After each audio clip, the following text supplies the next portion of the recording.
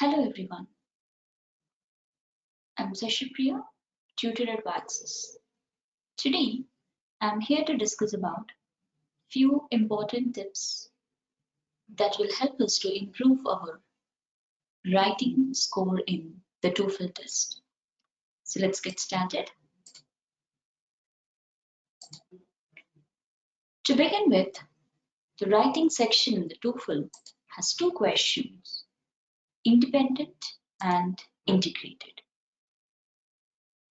The task 1 integrated will require the test taker to read an extract, and he also should listen to an expert from a lecture.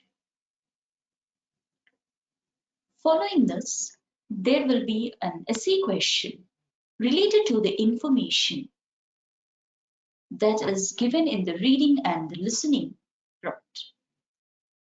The test taker is expected to write a response of approximately 150 to 250 words to task 1, provided the test taker will be spending 20 minutes of time on this task. The task 2 here is an independent writing task. Here, we will be expected to write a summary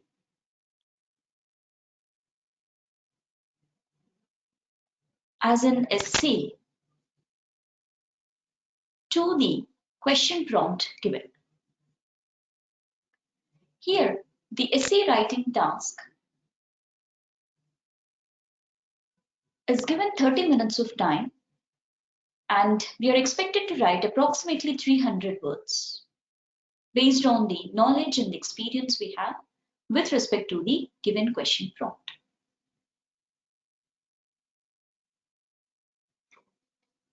So let us understand the important tips that are needed for getting a better score in these two sections. Now, beginning with task 1. So here, as the test taker is expected to summarize the information and the opinions that are presented in the reading part and the listening part, we have to first identify what is the question expecting from us. So for that, we have two different question steps. One is summarize the main points or opinion of the lecture, where this solely requires the summary information from both the experts. Or the question will expect us to highlight how the lecture interacts or contradicts with the reading text. So first, we need to understand either we have to summarize the main points or we will have to highlight the key points, how the lecture part is contradicting with the reading part. Now this is followed by our essay writing, which is an independent task. Here you can expect any one question out of 5 different types of essays. So questions here expect you to give your opinion, or it will expect you to describe and explain the concept, or it will expect you to compare and contradict between the two different ideas, or the question can expect you to explain your preference for one notion over the other. Or the question can also expect you to suggest some possible solutions to a hypothetical situation.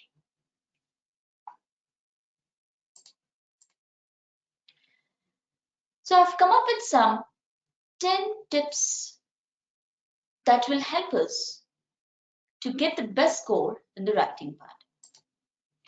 So first and foremost thing here is the note-taking skills.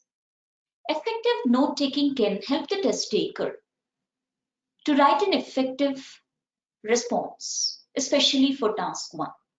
Here, when the test taker is listening to the information by the speaker, he is expected to write all the important points, especially what is the point of discussion, or it is also called as main idea, and what are the supporting ideas the speaker is presenting to explain the same point. Also, if he is presenting any examples, so we are expected to make a note of those examples also. Being said this, do not write the complete sentence, rather just emphasize on the keywords. Also, do not miss any important point. Along with listening part, the test taker should also take notes parallelly for the reading part. What is the information presented in the reading with respect to the text? So, as usual, it has to begin with the main idea of the text and the supporting ideas or the contradicting ideas presented in the text that has to be written parallelly.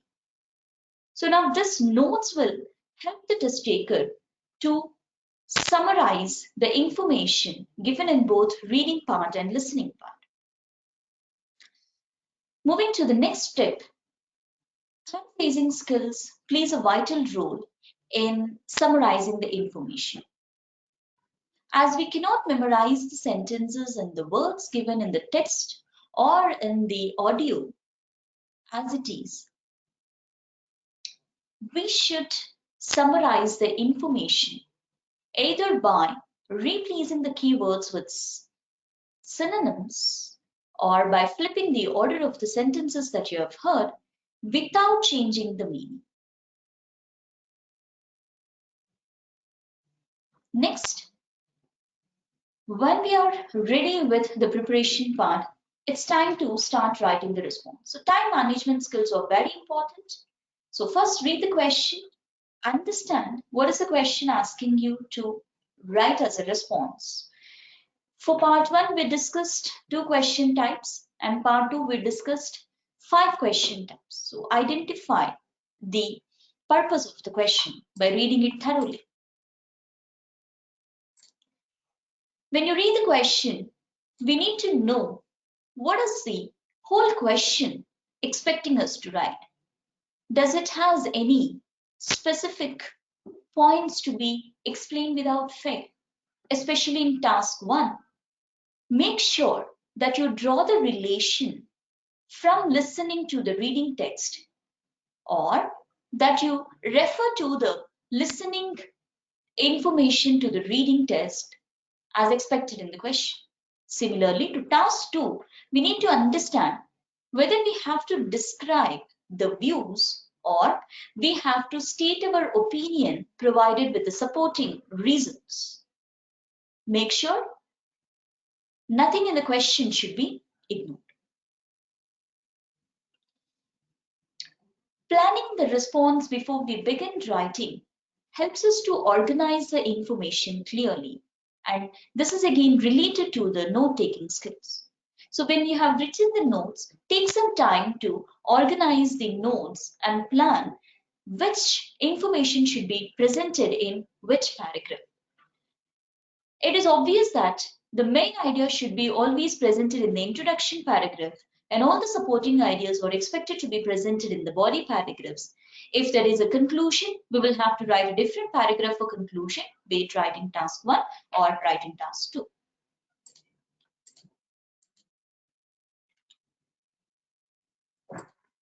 Effective paragraphing is important. You cannot combine and write all the details in one paragraph.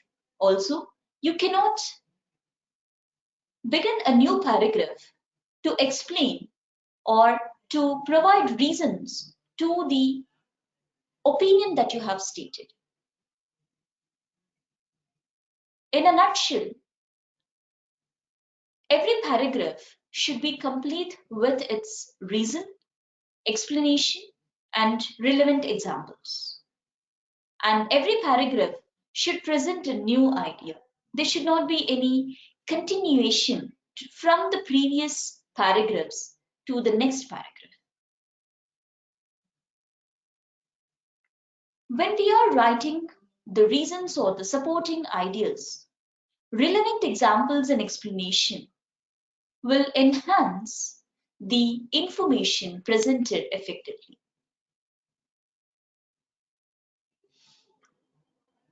Coming to the tip 8, vocabulary.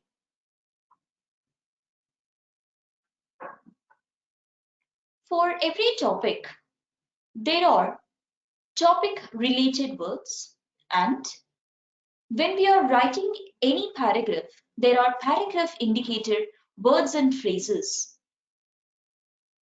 given, and we need to use them to indicate the paragraph that we have written.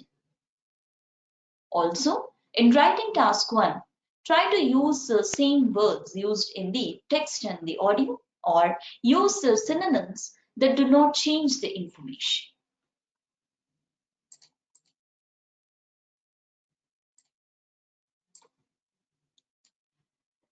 Coming to the end, once we have completed writing the response, proofreading is very important. Proofreading includes checking your grammar, tenses, spellings, punctuation.